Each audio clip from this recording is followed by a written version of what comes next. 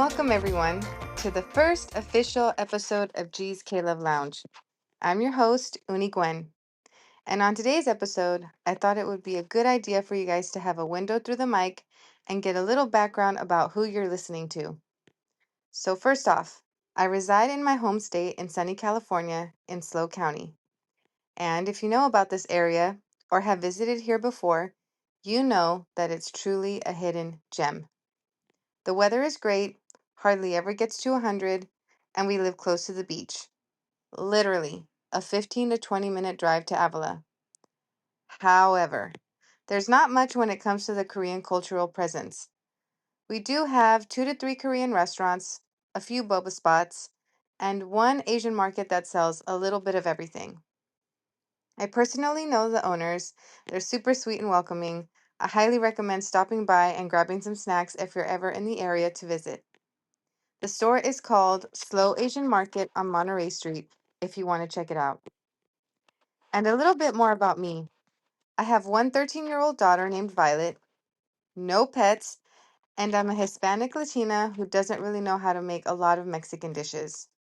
Hint, hint, not the greatest cook.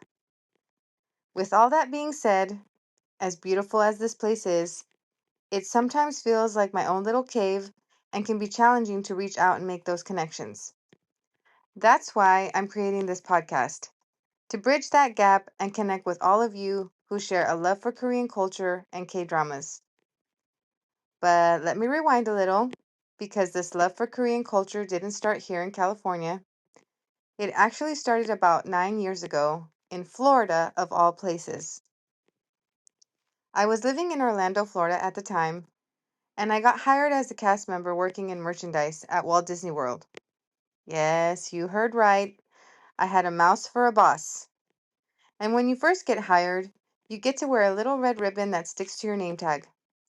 This lets guests know that you're new to the company and might not have all the answers to their questions. And on that ribbon, it says, "Earning your ears." Well, during that time, there was another new hire, also earning her ears. We found out through chatting that she was also from California. And since that day, we hit it off and became instant friends. Her name was Julie. Now, mind you, Julie has been into K-pop since she was 12 years old.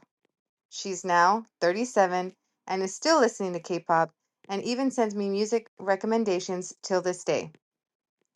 But getting back to the past, Violet and I went over for a sleepover at Julie's casa, and this is where we first got introduced to this boy band you might have heard of before. They were called BTS. Now, Julie had mentioned a few times before that she mostly listened to K-pop, and of course, I had no idea what the heck that meant. And after the first 15 seconds of watching their music video for their song titled Fire take place on the screen, my first initial thought was, what is this girl into? My mind was doing somersaults as I tried to make sense of it all. The beat was fire. The group members were all in sync with their awesome dance moves. They were singing in a different language with some English words here and there. And then came the question of confusion. Are these boys wearing makeup? As for Violet, I didn't ask my then 4-year-old what her thought was.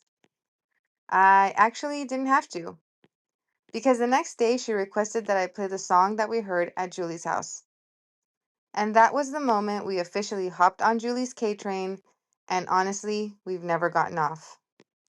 So yeah, that's how it all began for us. One sleepover, one music video, and suddenly a whole new world opened up. All right, Unni Crew, it's your turn to spill the tea. I want to hear all about your first experiences with K-pop. Was it a friend introducing you to a group, a viral music video you couldn't get out of your head, or maybe a concert or TV show that got you hooked? Drop me a message, comment, or share your story however you like. I'd love to feature some of your first K-pop moments in future episodes of The Lounge, because hearing your stories is what makes this lounge so much fun and so special. The lounge is closing for now, Unni Crew. Meet me here again next Wednesday for episode 2, where I'll share my skin story and how Korean skincare changed my life.